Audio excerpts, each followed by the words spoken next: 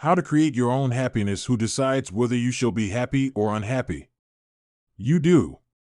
A television celebrity had as a guest on his program an aged man. And he was a rare old man indeed. His remarks were entirely unpremeditated. They simply bubbled up out of a personality that was radiant and happy. And whenever he said anything, it was so naive, so apt, that the audience roared with laughter. They loved him. Impressed, the celebrity enjoyed the situation with the others. Finally, he asked the old man why he was so happy. "You must have a wonderful secret of happiness," he suggested. "No," replied the old man, "I haven't any great secret. It's just as plain as the nose on your face. When I get up in the morning, I have two choices, to be happy or unhappy. I just choose to be happy." It may appear that the old man's remark was superficial, but I recall that Abraham Lincoln, whom nobody could accuse of being superficial, said that people are just about as happy as they make up their minds to be. You can be unhappy if you want to be. It is the easiest thing in the world to accomplish. Just choose unhappiness. Go around telling yourself that things aren't going well, that nothing is satisfactory, and you can be quite sure of being unhappy. But say to yourself, things are going nicely. Life is good. I choose happiness, and you can be quite certain of having your choice. To become a happy person, have a clean soul, eyes that see romance in the commonplace, a child's heart and spiritual simplicity. Many of us manufacture our own unhappiness. Of course, not all unhappiness is self-created, for social conditions are responsible for not a few of our woes. Yet, to a large extent, by our thoughts and attitudes, we distill out of the ingredients of life either happiness or unhappiness for ourselves. Anyone who desires it, who wills it, and who learns and applies the right formula may become a happy person.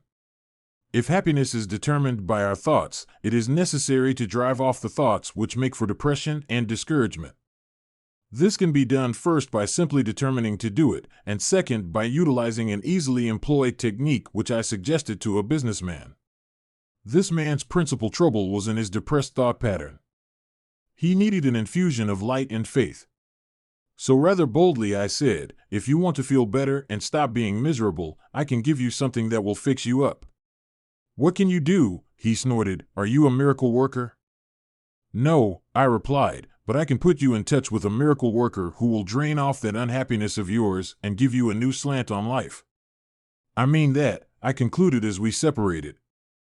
Apparently this businessman became curious, for he got in touch with me later and I gave him a little book of mine called Thought Conditioners.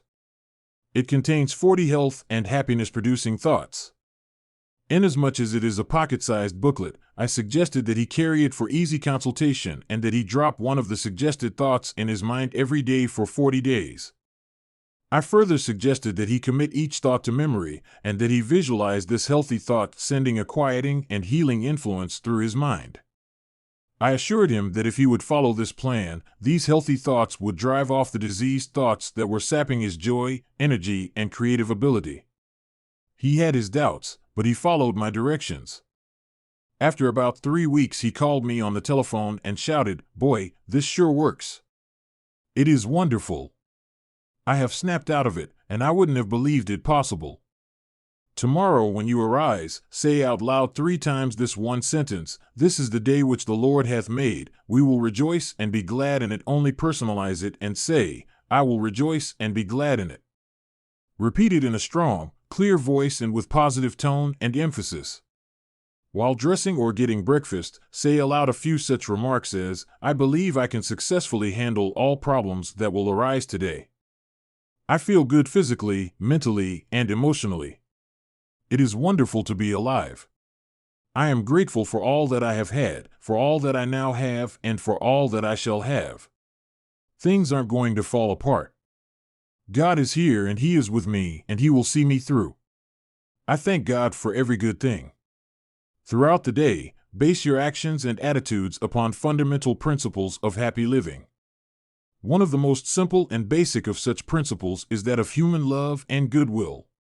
It is amazing what happiness a sincere expression of compassion and tenderness will induce.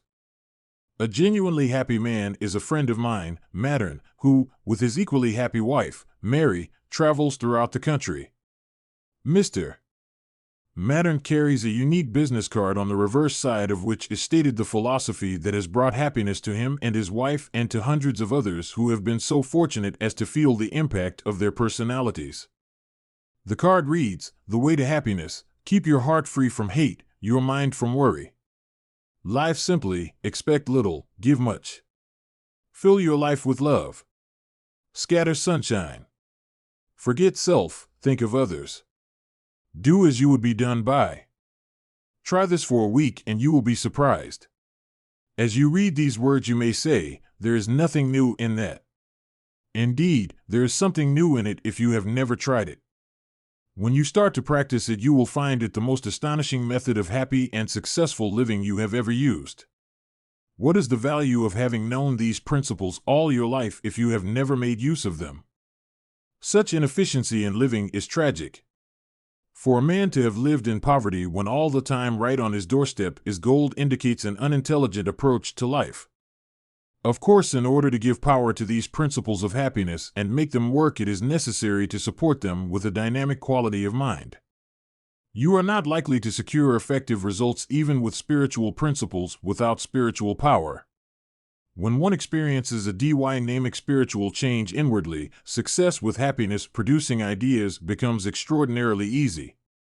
If you begin to use spiritual principles, however awkwardly, you will gradually experience spiritual power inwardly. This will give you the greatest surge of happiness you have ever known. It will stay with you, too, as long as you live a God-centered life.